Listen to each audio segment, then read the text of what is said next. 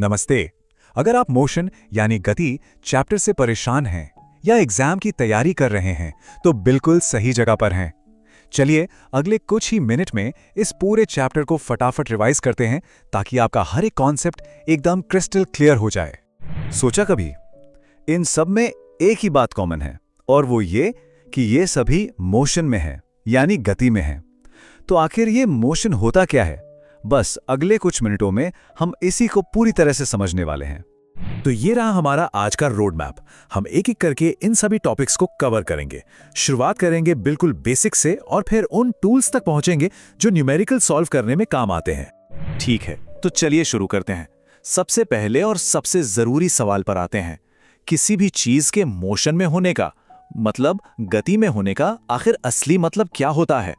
देखिए, यहां सबसे मजेदार बात यह है कि मोशन हमेशा रिलेटिव होता है यानी सापेक्ष। अब आप सोच रहे होंगे इसका क्या मतलब हुआ? वेल, एक छोटा सा उदाहरण लेते हैं। मान लीजिए आप बस में बैठे हैं तो सड़क पर खड़े किसी आदमी के लिए तो आप चल रहे हैं, है ना? लेकिन आपके बगल में जो दूसरा यात्री बैठा है उसके हिसाब से तो आप बिल्कुल स्थिर हैं, रेस्ट पर हैं। यही है मोशन का रिलेटिव होना।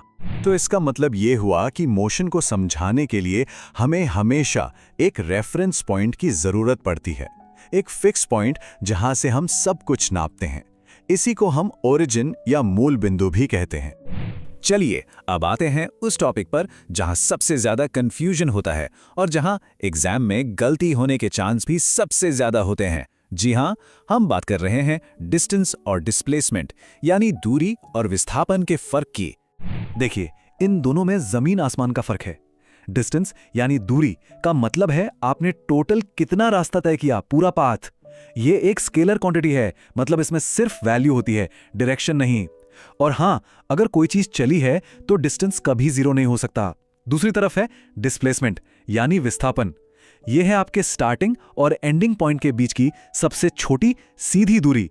यह एक वेक्टर क्वांटिटी है, मतलब इसमें वैल्यू के साथ साथ डायरेक्शन भी होता है। और मजे की बात, अगर आप घूम फिरकर वापस अपनी जगह पर आ गए तो आपका डिस्प्लेसमेंट जीरो हो सकता है।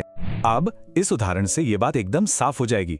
देखिए, ऑब्जेक्ट O से A तक गया 60 किलोमीटर, फिर A से वापस C पर आया जो O से 25 किलोमीटर दूर है। तो A से C तक कितना चला? 60 - 25 यानी 35 किलोमीटर। तो टोटल डिस्टेंस कितना हुआ? 60 + 35 यानी 95 किलोमीटर। यह है कुल दूरी। लेकिन डिस्प्लेसमेंट क्या है? वो तो बस स्टार्टिंग पॉइंट O और फाइनल पॉइंट C के बीच की सीधी दूरी है, जो कि है सिर्फ 25 किलोमीटर। देखा कितना फर्क है? ठीक है, तो अब हमें डिस्टेंस और डिस्प्लेसमेंट का फर्क तो पता चल गया। अब बात करते हैं कि कोई चीज कितनी तेजी से चल रही है, इसे कैसे नापते हैं। यानी अब हम समझेंगे स्पीड, वेलोसिटी और एक्सेलरेशन को। सबसे पहले बात करते हैं स्पीड यानी चाल की। ये तो बहुत सिंपल है। कोई ऑब्जेक्ट कितना फास्ट चल रहा है वही स्पीड है। इसका फॉर्मूला है टोटल डिस्टेंस को टोटल टाइम से डिवाइड कर दो, यानी v बराबर है s/t। अब स्पीड से एक कदम आगे है वेलोसिटी यानी वेग। वेलोसिटी और भी स्पेसिफिक है। ये सिर्फ ये नहीं बताती कि कोई चीज कितनी तेज है, बल्कि ये भी बताती है कि वो किस डायरेक्शन में जा रही है। तो याद रखिए, speed plus direction equals velocity. और फिर आता है एक्सेलरेशन यानी त्वरण। इसका सीधा सा मतलब है वेलोसिटी में कितना चेंज आ रहा है। चाहे गाड़ी की स्पीड बढ़ रही हो, ब्रेक लग रहे हों या फिर वो मोड़ ले रही हो, इन सभी मामलों में एक्सेलरेशन हो रहा है। इसका फॉर्मूला है a बराबर है v - u/t यानी final velocity minus initial velocity divided by time. Theory तो बहुत हो गई। इन कॉन्सेप्ट्स को और अच्छे से समझने के लिए इन्हें विजुअलाइज करना बहुत जरूरी है। तो चलिए अब देखते हैं कि मोशन को ग्राफ पर कैसे दिखाया जाता है। सबसे पहले है डिस्टेंस टाइम ग्राफ। इसमें एक सीधी लाइन का जो स्लोप होता है, मतलब उसकी जो ढलान होती है, वो हमें ऑब्जेक्ट की स्पीड बताती है। लाइन जितनी ज्यादा खड़ी होगी, स्पीड उतनी ही ज्यादा होगी। और अगर लाइन एकदम सीधी हॉरिजॉन्टल है तो इसका मतलब है ऑब्जेक्ट रुका हुआ है, रेस्ट पर है।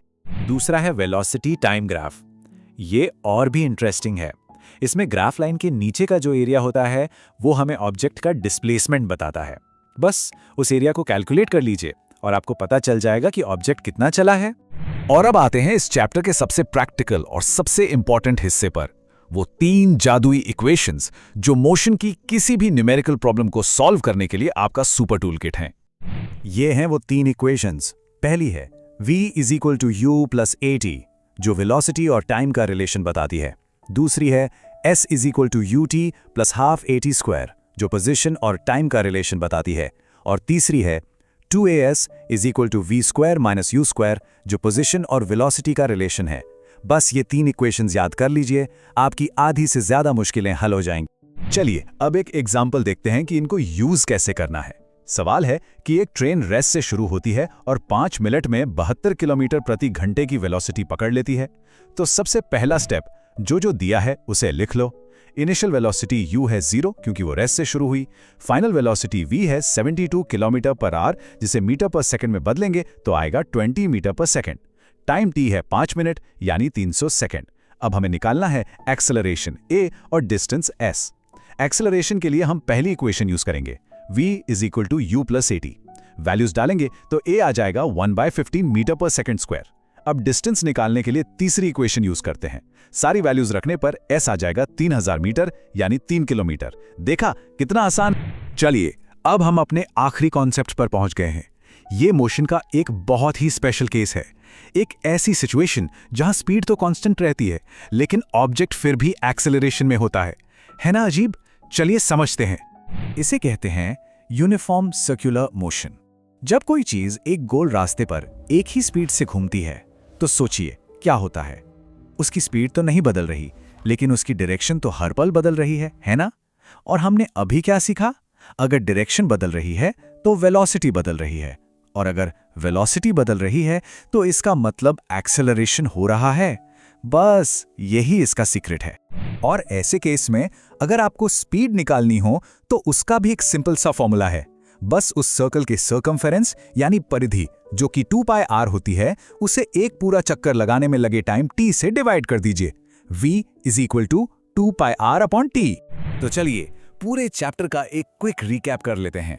ये वो की पॉइंट्स हैं जो आपको एग्जाम के लिए बिल्कुल नहीं भूलने हैं। पहला, मोशन हमेशा एक रेफरेंस पॉइंट के हिसाब से होता है। दूसरा, डिस्टेंस तय होने पर भी डिस्प्लेसमेंट 0 हो सकता है। तीसरा, वेलोसिटी का मतलब है स्पीड के साथ डायरेक्शन। चौथा, एक्सेलरेशन का मतलब है वेलोसिटी में चेंज। पांचवा, वेलोसिटी टाइम ग्राफ के नीचे का एरिया डिस्प्लेसमेंट देता है। और आखिरी, यूनिफॉर्म सर्कुलर मोशन भी एक एक्सेलरेटेड मोशन है। तो अब हम ये तो समझ गए हैं कि कोई चीज कैसे मूव करती है, लेकिन एक बड़ा सवाल अभी भी बाकी है। कोई चीज मूव करना शुरू ही क्यों करती है?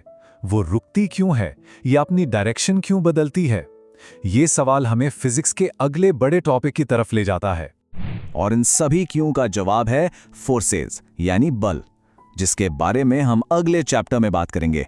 Well done. मुझे उम्मीद है कि ये रिवीजन आपके काम आएगा। आपके एग्जाम के लिए बहुत बहुत शुभकामनाएं।